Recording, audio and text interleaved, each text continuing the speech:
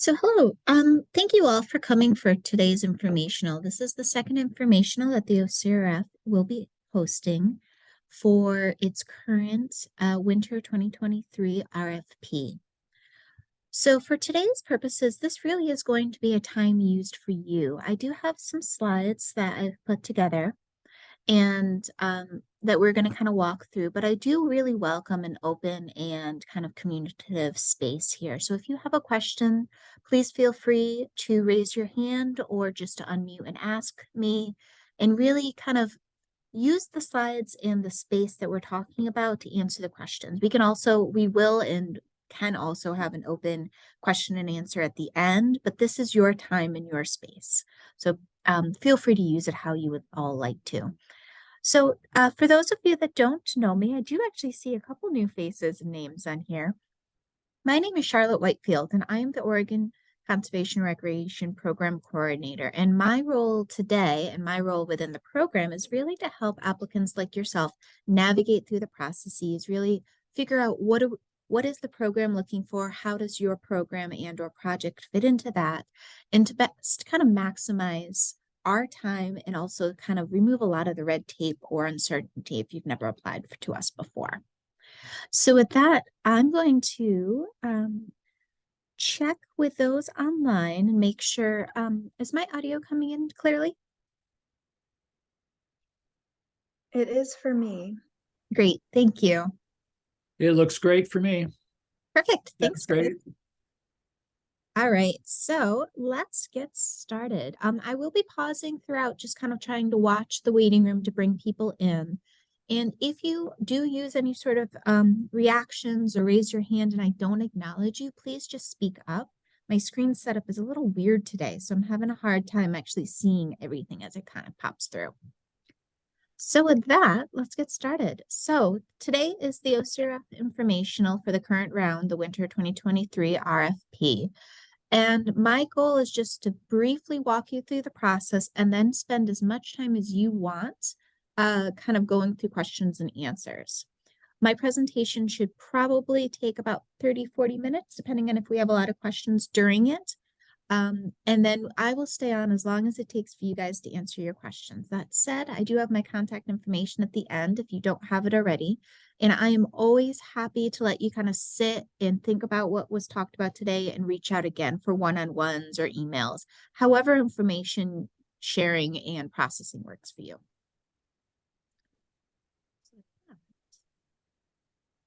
Just a real brief overview. What is the OCRF and what is our mandate? The OCRF, which is going to be the acronym that I'll use today for the Oregon Conservation and Recreation Fund, really was formed within the department, or the Oregon Department of Fish and Wildlife, ODFW, for the sole purpose of protecting and enhancing species that are within the Oregon Conservation Strategy, and really to create new opportunities for outdoor recreation, outdoor connection for Oregonians. So we really are striving for that kind of the sweet spot between conservation and recreation. And we ask our conservation projects to flex towards recreation and thinking about outdoor equity, of course, and then also our recreation projects thinking about how you do them conservationally minded.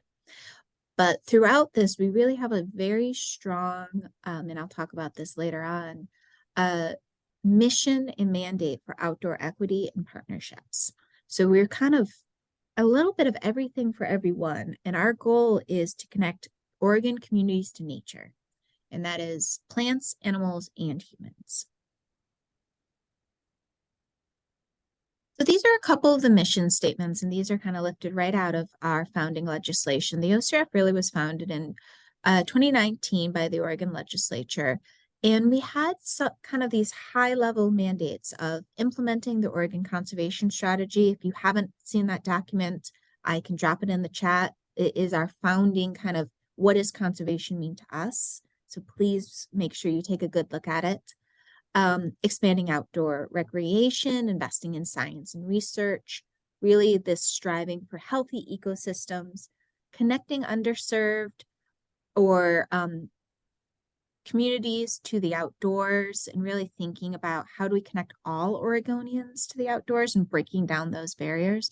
And really at the core of it is helping Oregonians take voluntary actions through education, science, conservation-minded recreation to really think about the future of Oregon for all of us. So outdoor equity, this is really one of the pillars and the foundations of OCRF, and this goes across the board for our conservation and our recreation. We want Oregonians out in nature, and we want them out in nature in a conservation-minded way so that we can protect Oregon as a whole. And this outdoor equity is a part that is really foundational in what OCRF wants to do and what OCRF will continue to do. And this really takes many different forms depending on what your project's goal and mission is. And I want to stress that. There are so many forms of outdoor equity and so many forms of connecting Oregonians to nature that it's going to be really up to you to think about what are you trying to accomplish and how do you get there and get there with the people who need to be there with you. Examples I love to give is we have some very research-minded projects that come forward quite a bit, and we highly encourage those. But we've had projects in the past that have focused on things like surveying of wildfire burnt areas in a really sensitive species habitat. We do not expect you to necessarily bring a bunch of citizen scientists out to those regions and trample all over a sensitive habitat. That is not necessarily what we're talking about. So think about what is your project? What are you trying to do? And in situations like that, we really encourage you to think about how do you provide information to people within the communities nearby, to people who would never have heard about a wildfire, to individuals that maybe can't see, can't be there. So think about information sharing and connecting people, not only just physically to your project, but to the impacts of your project. Another example that I've told people is if you're building a trail, think about where is your trail going? Is it going to be next to habitat that's a sensitive species? Are you going to be building an ATV trail right next to a bird nesting site where those ATVs could be scaring the birds? Are there other ways to kind of think about the design of your project and doing it conservation-minded ways? But also access. Who would be using the trails? How do you encourage other users of the trails? So it's kind of this whole network of being very thoughtful and strategic in how do you connect conservation recreation, but most importantly, how do you connect Oregonians to your project and maybe the Oregonians that aren't normally within the project. So extremely abstract. I'm happy to talk to each and every one of you and kind of talk through your project and give some thoughts there. But we really are the OCRF Advisory Committee and the program really wants a deliberate and thoughtful approach to this. And this is where you'll see in our scoring rubric, you do get quite a few points for. So the days of just posting on Facebook and thinking that reaches everyone is not what we're looking for. So just as a kind of brief overview of what is the OCRF funding wise, the OCRF is a really interesting kind of vehicle in that we receive funds from private and public dollars. Our primary funds come from the Oregon legislature through general fund allocations, but we also get a ton of donations through all sorts of different sources. Currently, our largest pot of funding that we are granting out of came from the Oregon legislature as part of their drought package.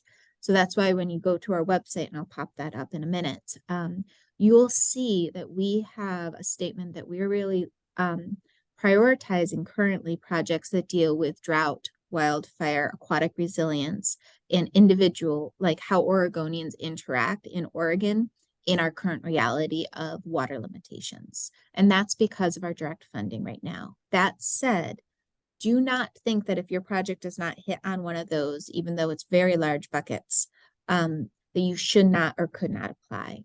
This map here that you can see, the diagram shows we have a lot of funding streams and we have funds allocated from other sources. So please think very strategically about how you deal with those kind of drought, wildfire, aquatic resilience, or interactions within Oregon's new kind of drier climates. But if you can't make those connections, and those connections are a little harder to make on the coast sometimes, depending on your project, but not completely, you can make them. Always apply regardless, please. We can make sure that if your project is a good project, it will still be funded.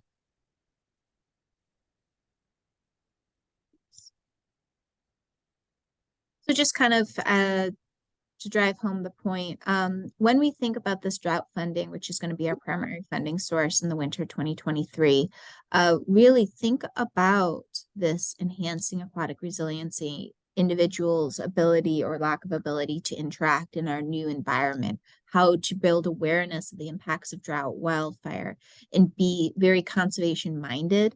Especially within our recreation communities, of how or why is recreation changing in light of this. So our current RFP is open, and it has been for a little while now. So the current RFP I refer to as the winter 2023 call for proposals, or opened in January 30th of 2023, remain open for 60 days. It closes March 27th. Maximum allowable grant size is $50,000. That said, I do strongly recommend you think strategically about your budget. Even numbers always look strange, and that's just kind of something to be very clear about. We want you don't have to nickel and dime your budget, but think about, like, what do you need? Have you done some cost estimates? Be very strategic about your cost estimates. Don't lowball your project because it's not going to be beneficial in the long run. Think about getting a couple estimates, getting the average, looking at the higher side of those average to give yourself some cushion, because as I'll talk later, it takes a while to grant. So with the price of goods, it does change quite a bit. If you ask for 50,000, which is perfectly fine, we often fund that. Explain clearly why you need the full amount and how it fits into a larger budget if it does. Eligible applicants, this is public or private not-for-profits. You have to have a 501c3 status. We do not accept applications from 501c4s.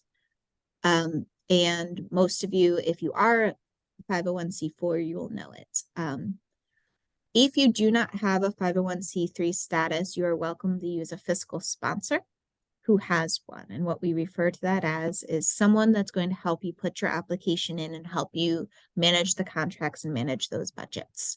Almost all governments are 501c3. That is state and local. All tribal governments are 501c3s. Some groups kind of fall a little bit in the cracks. I do know that some NGOs are not 501c3s. They're a different classification. But if you have a question, let me know. I can always help you pull your IRS code, and we can figure it out pretty fast. Also, we do have a newly created cap on institutional organizational indirect costs. So this is at 20% of the total requested budget. And we had a lot of questions about this last round. So to be clear, an example would be if you asked for $10,000 to build a trail. And I'm using this as an example because it makes the numbers a little cleaner for me. You can only ask for 20% of that $10,000 for indirect. So that means you can ask for $2,000 of indirect costs. That means your total budget is $12,000. So what is eligible as kind of requested budget? Your requested budget is basically everything other than your indirect. So that is your personnel, that is your supplies, that is your contracting, that is your other, which we do allow you to put insurance or kind of unusual costs that doesn't really fall in there. Travel is a separate one. So you can have 20% of the cost of those. Then you add on your indirect, and that creates your total. So once again, remember, $10,000 of things I'm buying. 20% of that would be $2,000. My total request would be $12,000. Your total request cannot go above $50,000. I'm going to pause and make sure that makes sense because I am not a maths person.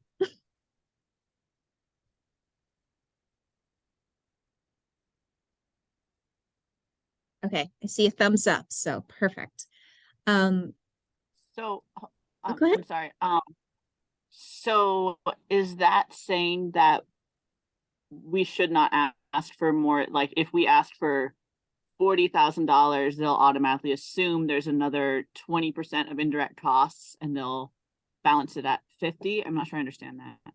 Yeah, so that's a great question. So you, as your organization, set your own indirect costs. We do not allow you to go above 20, but you may put whatever you would like.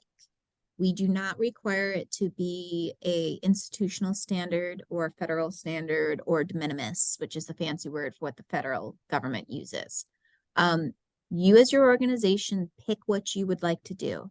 If you want to spend $50,000 on a trail, then you spend $50,000 on a trail. That's your choice. But we allow you to take 20% of your expended costs to help your institution or help your organization. So maybe I'll take a second and answer a couple questions and clarify what is considered as indirect costs. Indirect costs in this program, and you'll notice it's a different definition depending on kind of what programs you talk about, is all costs that are required to operate behind the scenes. So as an example, staff time that is instrumental to making the project success. That is not indirect, that is personnel for us. So that is your educators, if you're doing an education project, your surveyors, if you're building something internally, like someone boots on the ground doing work with you, your project manager, someone that's supervising and overseeing everything. If that staff is physically or kind of spending their time on your project, that is personnel, that is not indirect.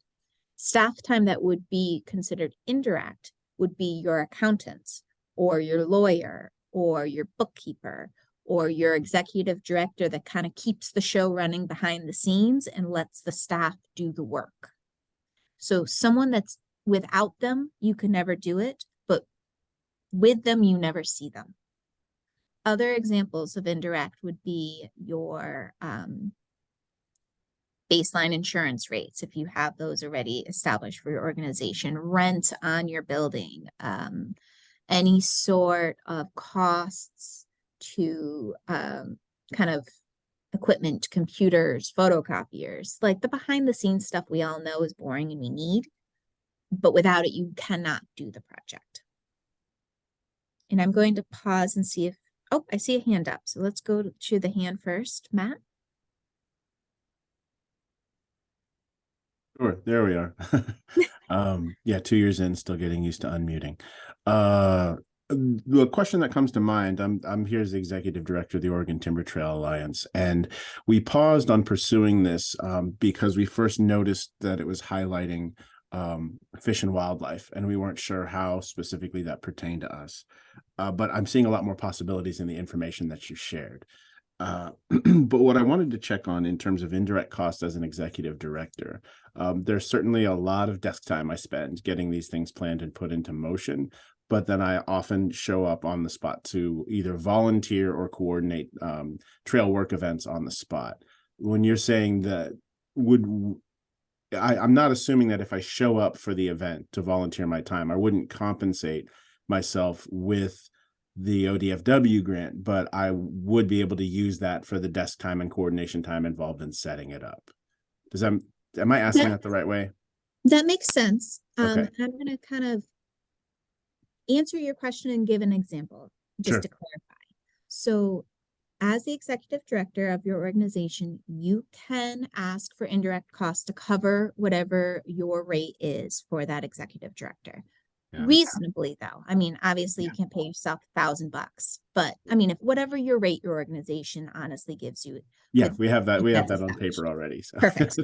I do have to clarify, nothing against like this example.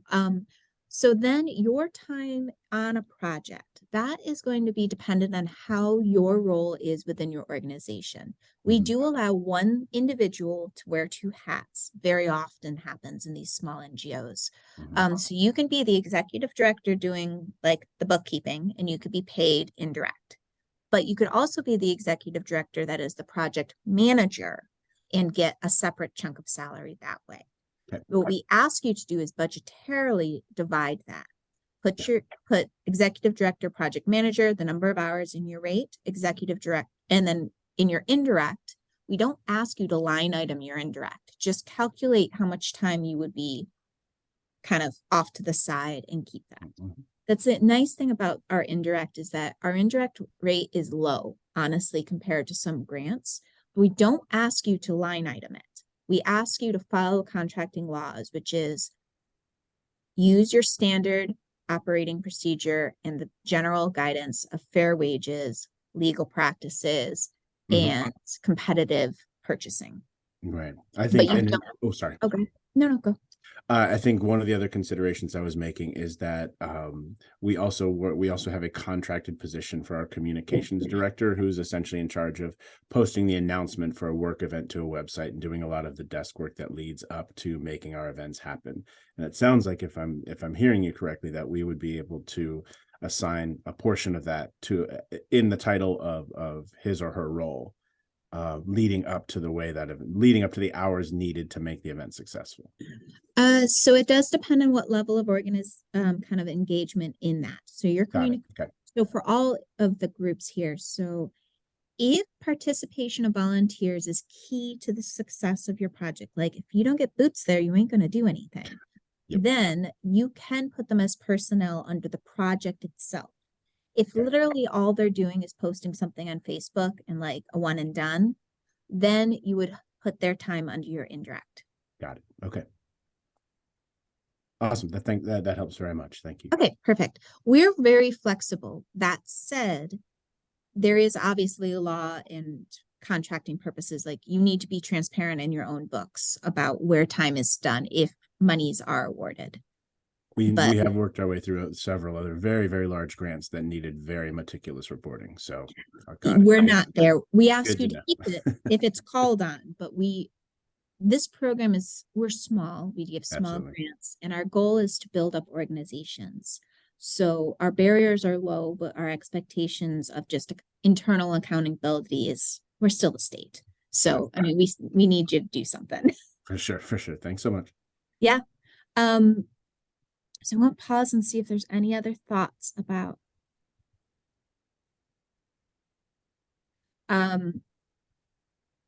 the indirect. And then I do see the chat about match. I am going to put a note and I'm going to address that in a little bit later, then ask you if I don't address it to bring it back up, if that's okay. Oh, go ahead. Here's somebody.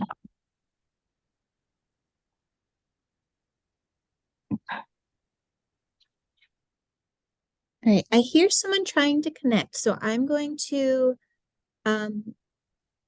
see if I'm going to pause for a second, then continue just to see if I'm missing somebody.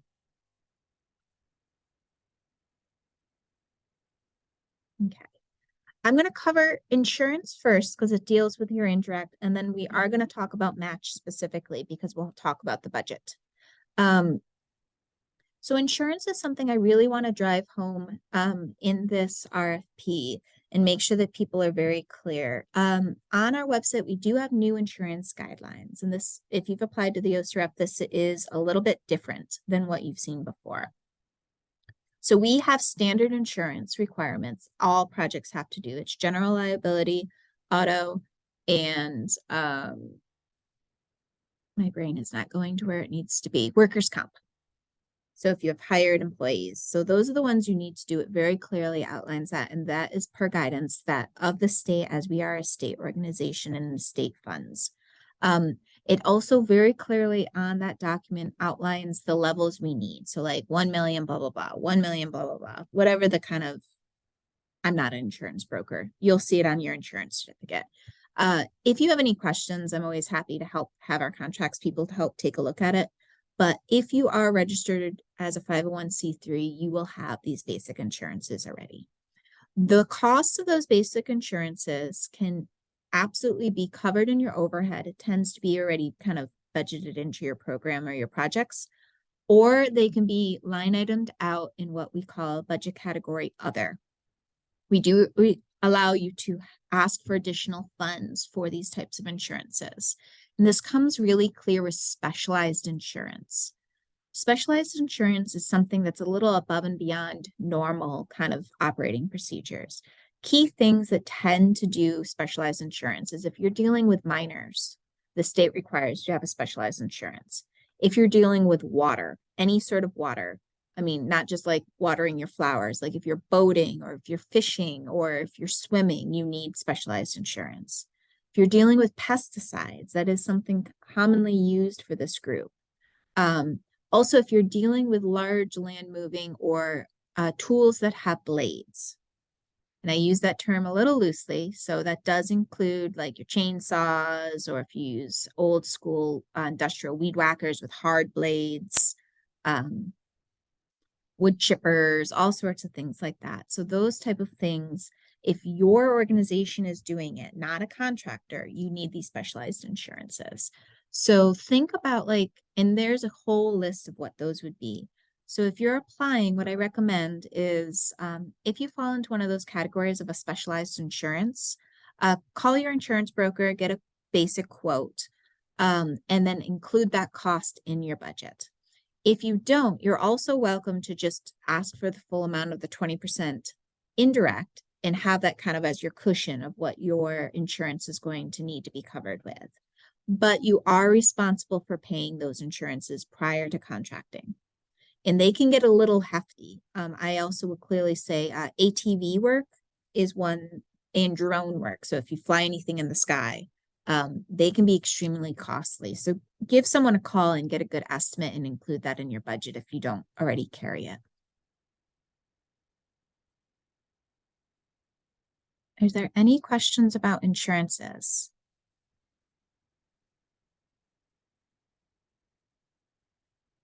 Okay, hearing none. So the RFP. So I'm going to stop sharing my screen and pull up another document. And we are going to go straight to each question that we had.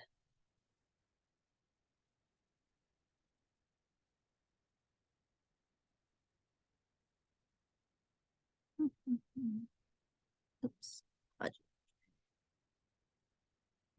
Screen I want to share.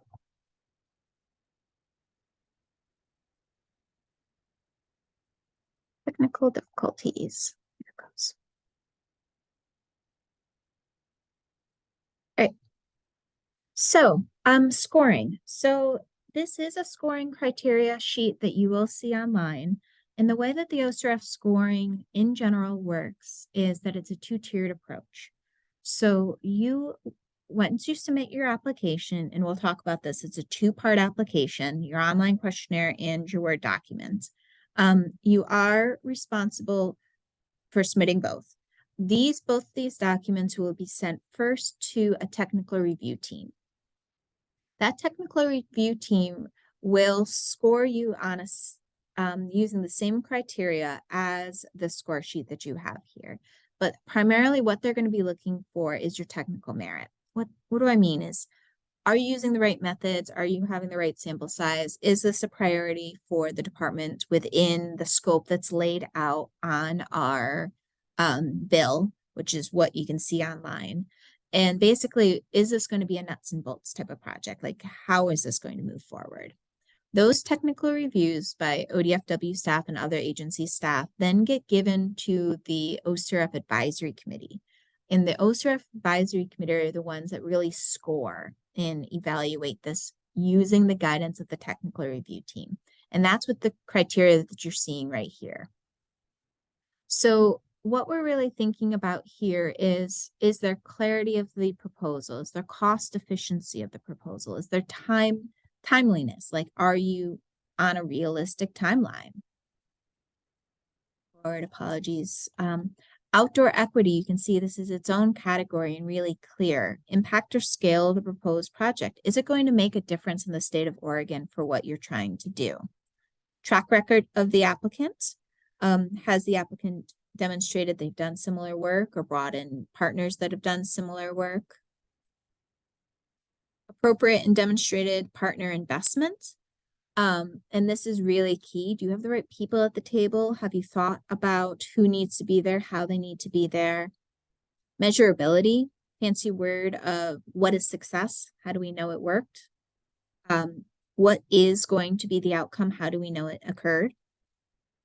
And then the last one you'll see is kind of broken down is really alignment with the OCRF program priorities. And that's where, depending on if you think you're more of a conservation or recreation project, look at both of these and kind of see how many of those you tick off.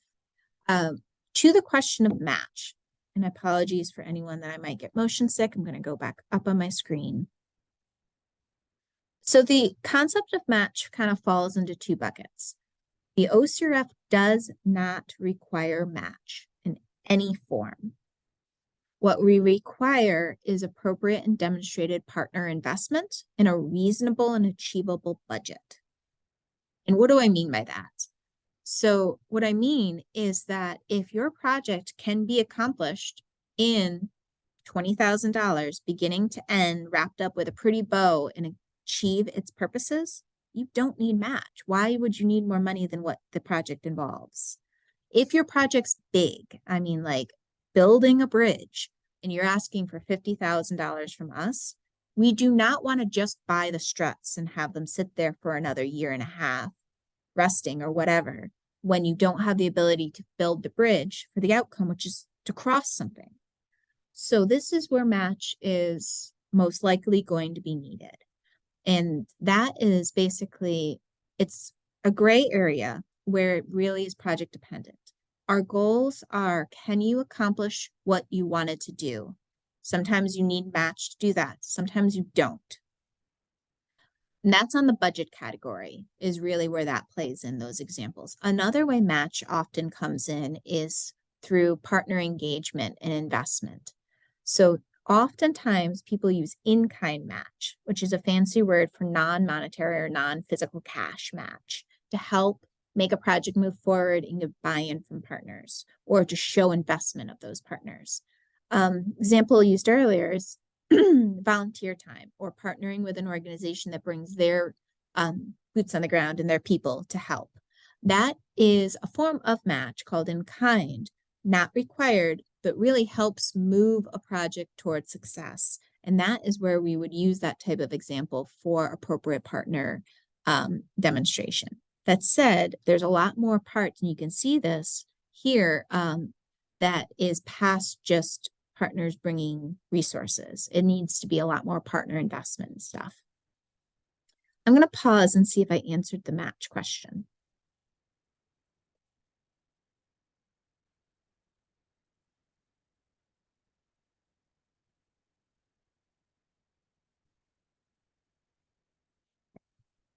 Not hearing anything, I am going to kind of see if there's anything else that I want to stress here. One last thing I do want to stress here is the alignment with the OCRF program priorities. You'll see this kind of spans page 4 or 5 of our scoring criteria, and this is online. It's going to be really, really important that you take a clear look at our Oregon conservation strategy in addition to the Oregon Outdoor Recreation Plan. Both of those links are online. If you can't find them, I can send them to you.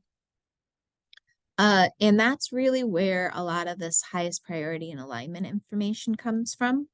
Even for recreation projects, it's going to be critical for you to think about how does it connect to the Oregon conservation strategy. And this is where you kind of need to think a little bit past just what your project is and the impacts to the community. So back to my example of, are you building a trail or are you clearing a land for something? Make sure that you think about, where is that land? What's living on the land? Who's being impacted by the land? Where does it fall in our Oregon conservation strategy? And I'm happy to help navigate new groups through that. I can't imagine a single person on this call that doesn't have a connection to that in some way through their project, because otherwise you probably wouldn't have been attracted to the Oregon, the OCRF for funding to begin with. So it's a little bit unusual to navigate and to think that way, but let me know if I can help you. But that is going to be really key to your success. is really making sure that you do keep that conservation minded aspect and also a recreation minded in vice versa if you're really a research oriented project. So I'm going to stop sharing and go back to my PowerPoint.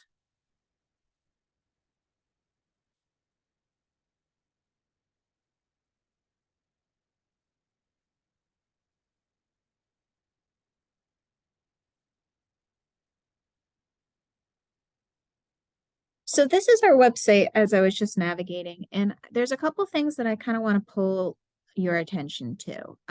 We kind of talked about the criteria, but please remember it's a two-part application this time, and that is new if you've applied in the past. We have a written project proposal, and I've been told by some people that the new guidelines feel a little restrictive, and it kind of is meant to be, and not as a barrier, but as a way for you to really think strategically about what do you want to communicate and how. So it's a short written project proposal. You will see within the document that there are set sections. Every section clearly says a page limit, and every section has different kind of subsections. Within those little subsections, they give rough word counts. We do not expect you to be exactly within that word count. That is a suggestion of what roughly will it take to answer that question. You can do it in less, fine. If you need more, not a problem. The key is that every section you need to stay within the allotted page. Let's see if we can go to this document, actually.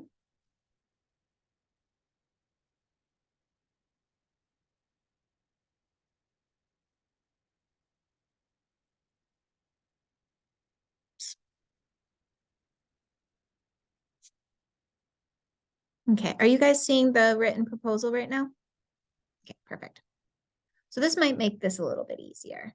So what do I mean by that? So an example here is this is section 1. So at the top of the page, you'll see red text. This should be a one-page typed. Every single kind of underlined red is something we want an answer for. And it gives you roughly some guidance and some word counts. You may use your pages within each section however you wish. And what do I mean? I want something that is legible, clear, and tells your story. If you want to spend more time, and this might be an easier example if I spin down. So here, if you want to spend more time talking about your measures of success versus your project objectives, that's perfectly fine. But at the end of the day, to answer project objectives, measures of success, and timeline, you only have one page to do so. How you use the space on that page is your discretion. That even comes down to you are welcome to put pictures, graphs, any sort of tables, whatever tells and communicates your wishes, maps, fine, but it has to be within that one page. So kind of embed them in or kind of put text next to them. You tell your story how you want. Formatting for your pages, legible. That means pick a font that you want to use.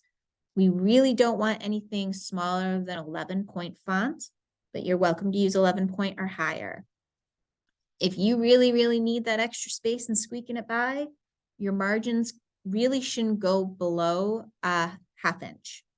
So that's what usually, if you look at your Word document, it says the narrow size.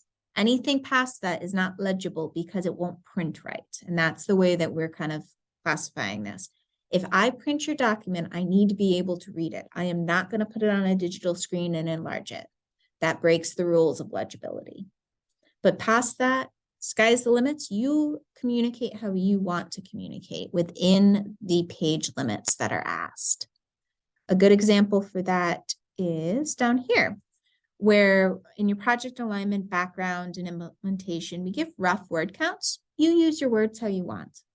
If one section needs to be bigger, one section needs to be smaller, that's fine.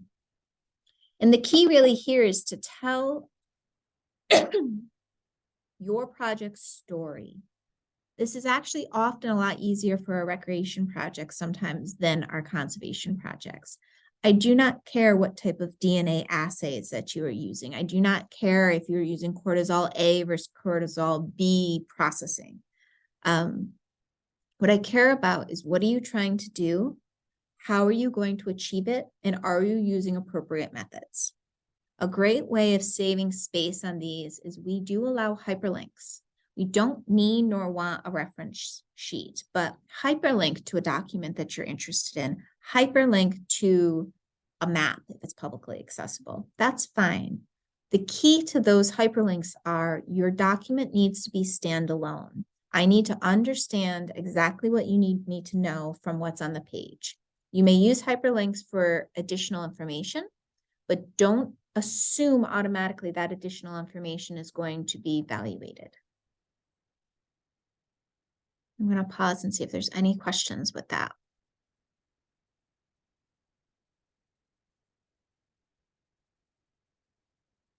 Okay. So last thing kind of along these lines is obviously your space is your own. I would recommend you delete all the red text just to save space. Those are instructions, you don't need them. And I would recommend, although it's not required, that you keep the black underlined text just so that it shows kind of an easy way for the reviewer to read through your document. But your space is your space. So if you're communicating something easier, that's fine. But the reviewers are expecting it to stay in this order so that they can read methodically through it and see every section. So going back, another thing I just want to bring your attention to is the online proposal.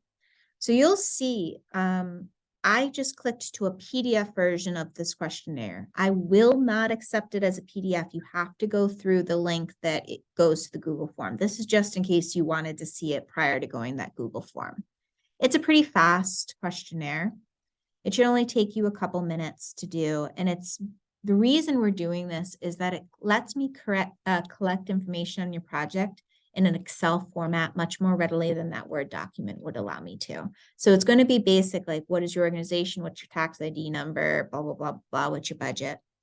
The one thing that I do stress that needs to stay consistent between the two documents is your project abstract. And we want that to 150 words or less.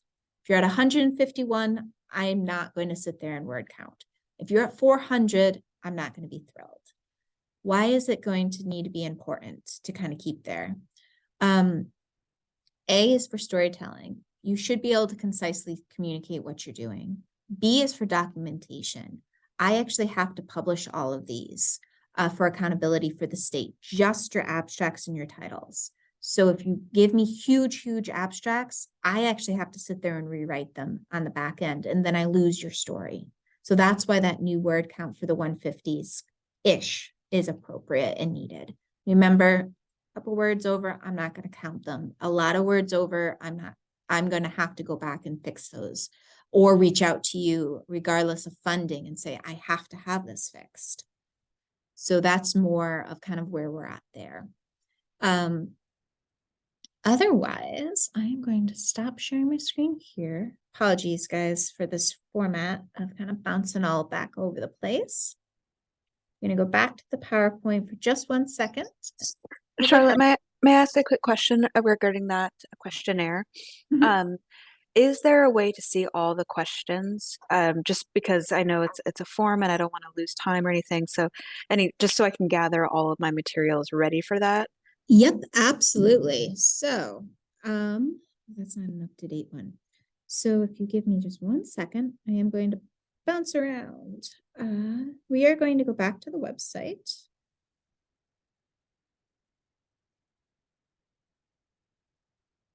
All right, so this is my OCRF grants website, and what you can see, hopefully, is this is a recording of the past webinar.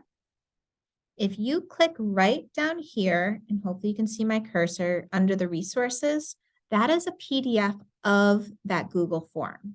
And that should give you exactly what you're after. It'll give you all the questions so you can get that information and have it available when you go to the form. The actual Google form, and I know this is not user-friendly, we're trying to update it, is here. Perfect. Thank you so much. Mhm. And I am almost done talking at you so that we can talk together again in just 1 second, but please feel free to keep having your questions. Okay.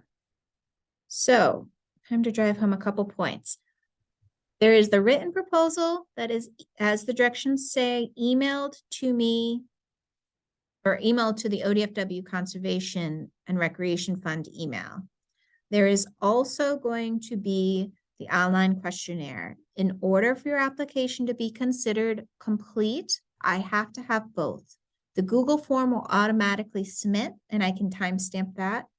I'm going to be using the timestamps of your emails for your written proposal. For you to be eligible and fully submitted, both need to be in by March 27th at midnight. Just make sure that you kind of double check that. You will get the last question of the questionnaire says, I acknowledge I need to submit my written application to so-and-so at blah, blah, blah. The last in your email response, you will get an auto response back when you submit your written, will say, don't forget to do your questionnaire. So that two-part process is really going to be key. We talked about this evaluation already. This is just a summary of what that scoring document is.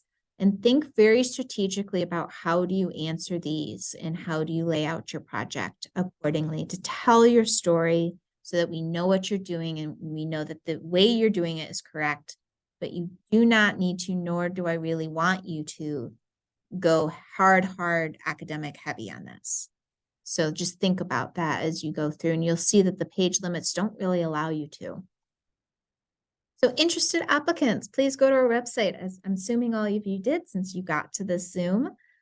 Please reach out to me. I will be the first to say I'm kind of really bad with my cell phone.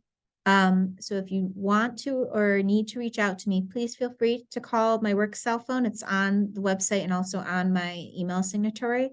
But I would recommend emailing me. I see my emails a lot faster. And if you want to say, hey, I'd love to set up a chat, I am more than happy to set up as much time as you guys need to walk through your projects. I am not a project reviewer, and this is kind of where I give a little bit of my caveats. I am a program coordinator. The difference is that as I oversee all aspects of the OCRF, from how things are graded, who grades them, who is applying and walking us through that. So I can give guidance on a high level of what is expected as a program. The actual evaluations are done by other individuals, and that's why I'm able to give detailed information without having a conflict of interest of being the one to evaluate you later on. So a little bit of a caveat, but that said, I am more than happy to assist and to sit down and to communicate with all of you.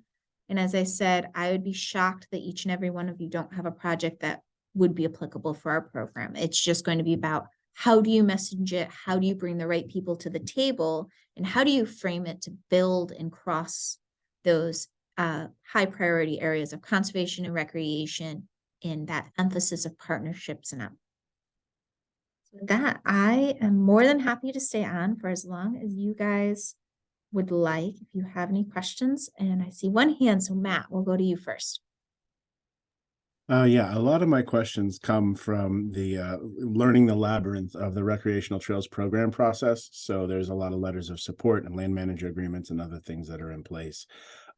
What level of formality would you like us to demonstrate in terms of partnerships that are ready to participate in this? Is it helpful for the organization if we provide something similar to that, a formal letter from our land managers and other partners and trail groups that we'd be collaborating with, that they're on board with this? That's a great question. The short answer is we actually don't accept letters of support. And the reason is we do a good faith effort. So we want you to clearly list who is on board, genuinely a partner. And partnership means that they are an integral aspect to your project and are bringing something to it. Match is not required, but something like intellectual, physical, monetary, they're engaged. Mm-hmm. We do not require letters of support. We do not require land use permit forms or anything like that. But what we do is, in part of our good faith effort, is that we do hold the right to call your partners, which is why we ask for their emails, and check. We don't do it often, but sometimes if there's a question of, wow, they're really part of this project, that's so cool. And we call them, they're like, I've never heard of it. I wish that hasn't happened. It actually has. Amazing. So that is what we do. It's a pretty close-knit community, and a lot of our reviewers and our technical staff are pretty well integrated, so they know a lot of the people. Also, when we do contracting, expect you and do have a questionnaire that says, do you have the right permits? Do you have permission to go on public lands? That's where kind of the rubber meets the road. If you get all the way there, even if you're awarded and you don't, we have the right to pull your grant. So it's going to be kind of the onus on you to make sure that it's done. That said, we don't ask for it in advance because we feel it's sometimes a barrier and sometimes even like a daunting task that prohibits applications. Got it. That's actually incredibly useful to know ahead of time is when we start to put our asks out to land managers and Forest Service coordinators. We go through a whole range of the NEPA process, SHPO things about what sort of work we're doing on the land, and to know that that wouldn't be a barrier to submitting the application ahead of time is actually very, very helpful. Thank you. Yeah, I mean, we do have a question that says, do you have the right permits? So answer that honestly. And if you say Oh, yeah. no, that's fine, but then talk about how the process will still be successful if you don't, because obviously we can't, if you're going to build a trail, I keep using that as an example, I don't know why. If you're going to build a trail and you don't get your NEPA permits, we're not going to give you the money for the trail. So that's kind of where it's a little bit, use your judgment, but we do know sometimes it's like a timing thing. But you need to be aware of what you need and how you need it and what will occur and why. Okay. Thank you so much. Yep.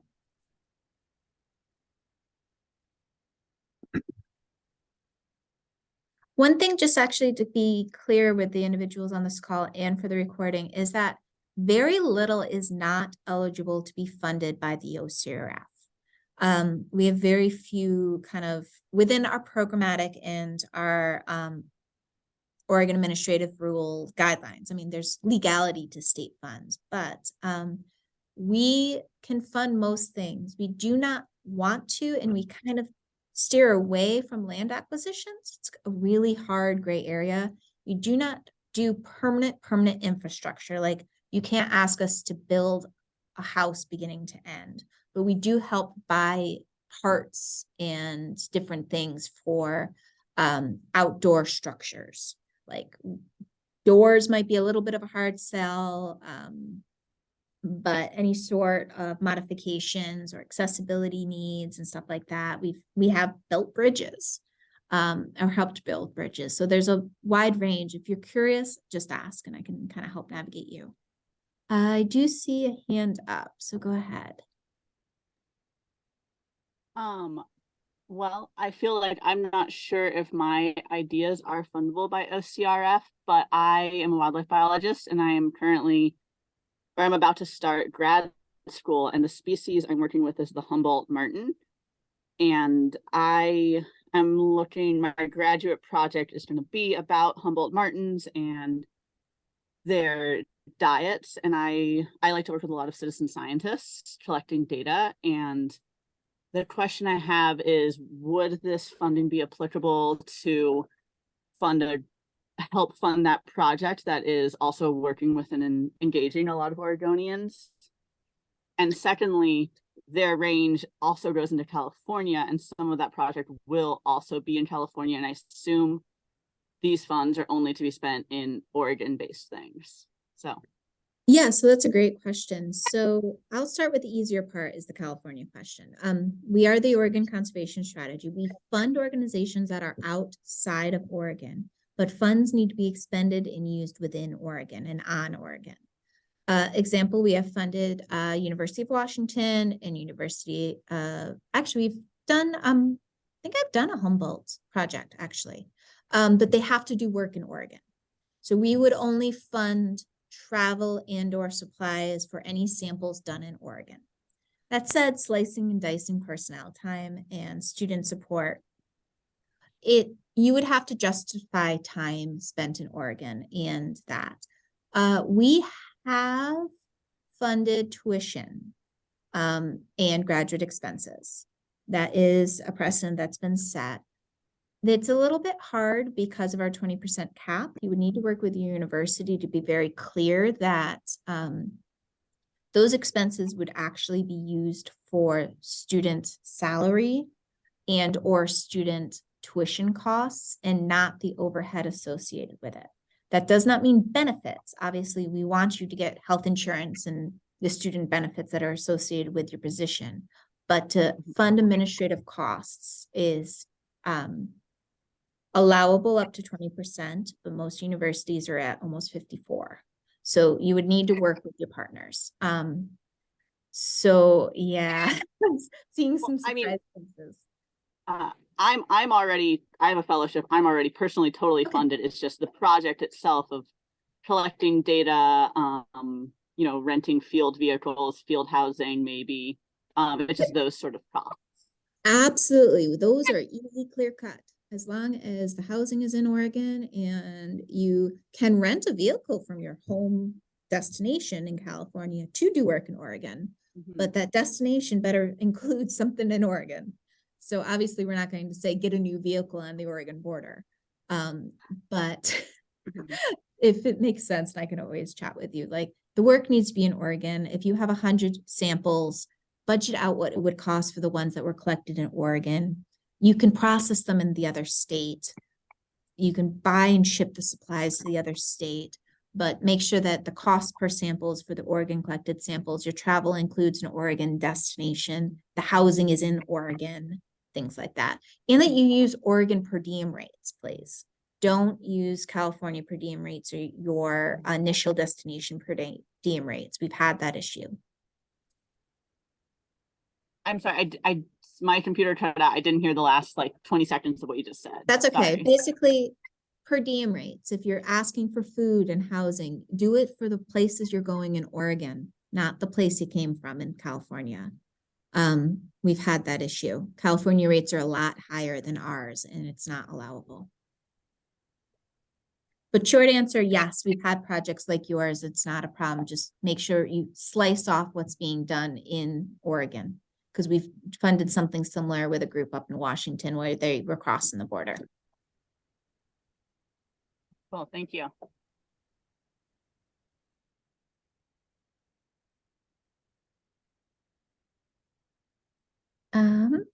I would say only other kind of thoughts from my perspective is the deadline is coming up. Please be mindful of the timestamps on your documents. I really kind of need those to be on or before the 27th. If I get a timestamp of the 28th, if it's like 12:01, I might drink my coffee and ignore it. If it's much after that, I can't accept it. So please, if you're up against the clock, let me know. I'm hoping we're not going to have any IT issues, but on the 27th, I will have my work phone fully operational and I will be checking work emails. Not till midnight, but pretty close. So if you want to reach out, please reach out. Even if I don't respond, the documentation that you reached out with a concern prior to due date will give me that flexibility to work with you. We've had issues with our Google Forms crashing. So if you're on Google and you're like, it's timestamped, it's not working, reach out, document you tried to reach out, and then let's go from there.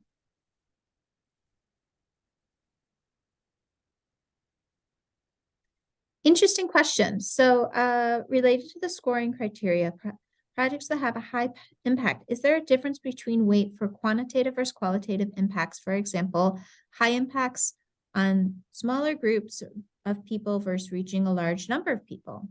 Excellent question. And I'm going to turn it back on the applicant and say, what does it mean to your vision? Every project has a purpose. And the impact is going to come back to the purpose. So if your purpose is to engage underserved communities, reaching a whole bunch of people might not actually achieve that. You might need to reach strategic number of who you're after. Similar example of if you're building a bridge. I want some volume across that bridge. I do not want 5 people to enjoy that infrastructure. So to your point, does quantitative versus qualitative matter and the number of people reached? It really comes down to what you're trying to do. And think very strategically.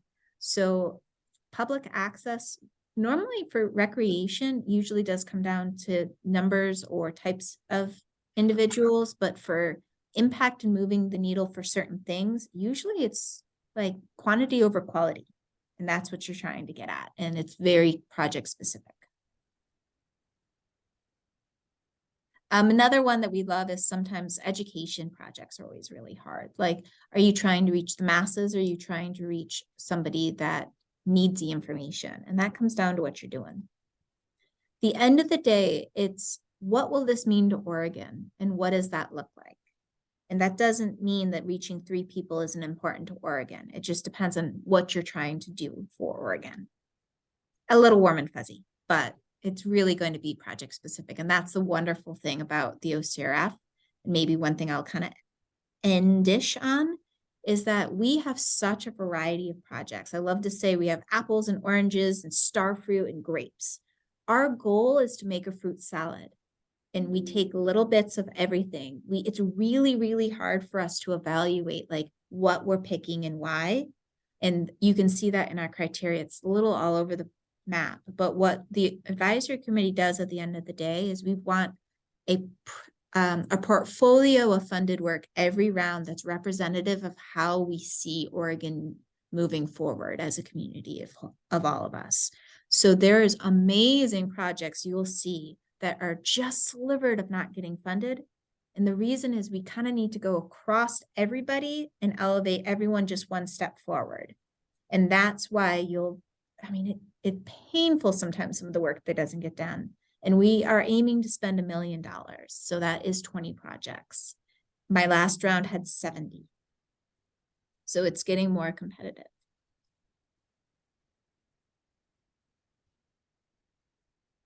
All right.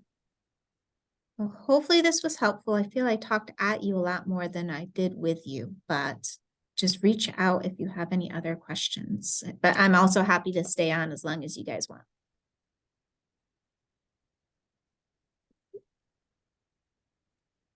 Thank you very much. Appreciate it. Yeah, absolutely. Thank you all for joining. Thanks.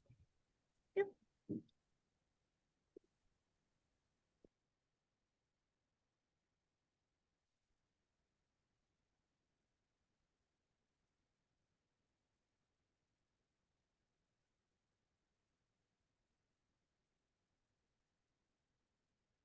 All right.